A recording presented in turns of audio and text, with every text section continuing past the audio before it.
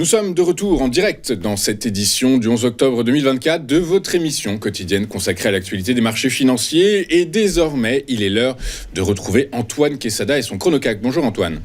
Bonjour Louis-Antoine. Merci beaucoup Antoine d'être avec nous ce matin. Je le rappelle, vous êtes trader, formateur et coach. Votre entreprise c'est AQTS.fr.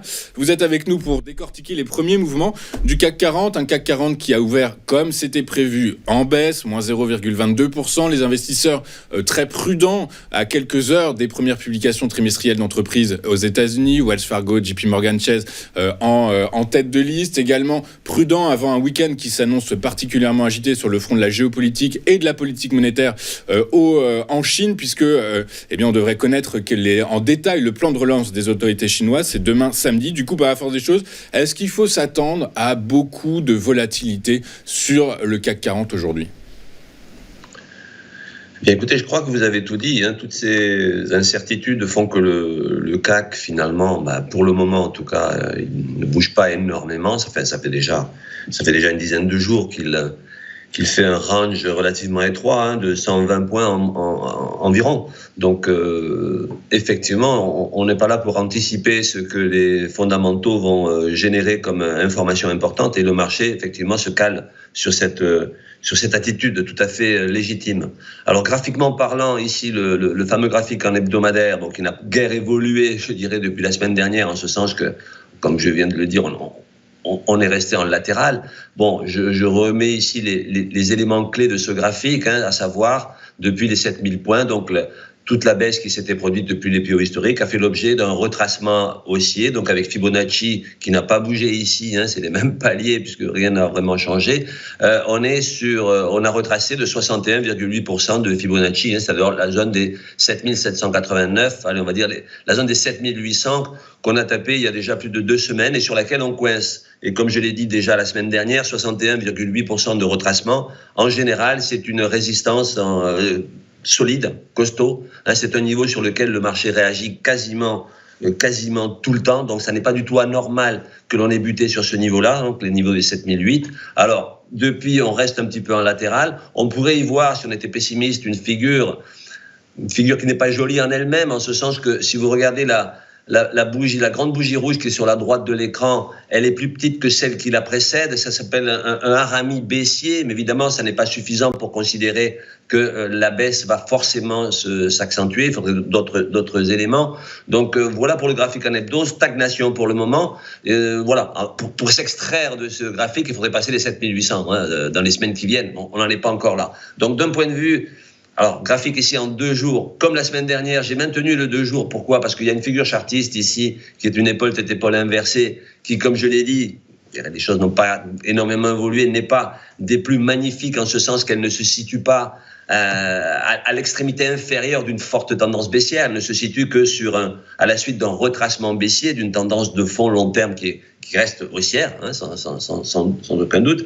Donc, on avait validé cette figure en cassant la ligne de coup ici en bleu, voilà déjà plusieurs jours. Et depuis, on retrace, on est repassé en dessous. Donc cette ligne de coup qui passe sur les 7692 points à peu près, donc on va faire 7000, oui, c'est ça, 7007 en quelque sorte. Il faudrait de nouveau repasser au-dessus rapidement dans les jours qui viennent pour ne pas prendre le risque d'invalider cette figure qui, pour le moment, pour être invalidée, devrait faire un bas plus bas que le bas précédent. On en est bien loin. Donc, en clair, pour répondre à votre question, je ne sais pas ce que va faire le marché aujourd'hui. On attendra tout simplement les statistiques et l'évolution de cette crise géopolitique sévère, malgré tout. Bien entendu, les marchés sont habitués aux crises. C'est pour ça qu'en fait, vous avez vu qu'ils ne paniquent pas pour autant. Mais on reste en latéral et c'est un signe tout à fait logique de prudence. Donc, à court terme, je dirais que les supports, ils n'ont guère changé. C'est la zone des 7460, 7005 pour faire simple, sur laquelle on rebondit déjà depuis plusieurs jours, chaque fois qu'on s'en approche.